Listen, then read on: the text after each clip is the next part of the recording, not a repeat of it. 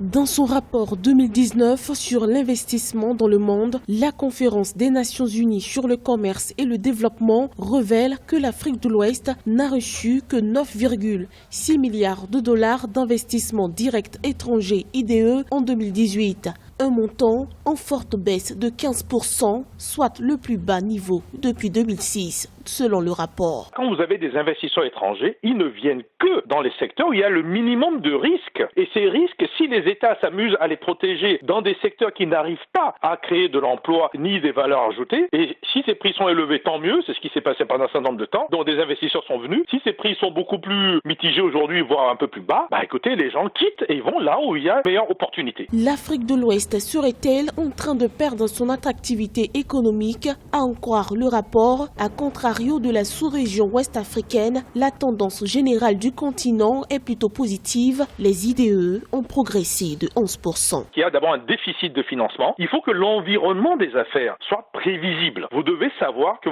si un gouvernement fait un code d'investissement, ces lois soient plus ou moins respectées. Et si jamais ce n'est pas respecté, vous ayez un tribunal où vous pouvez aller et vous êtes plus ou moins garanti qu'une justice à peu près équitable va sortir. Ce n'est pas le cas. Devant le Nigeria qui a perdu sa place de premier bénéficiaire d'IDE, se positionne le Ghana qui en a perçu près de 3 milliards de dollars. La Côte d'Ivoire se situant à la 3e place devant le Sénégal.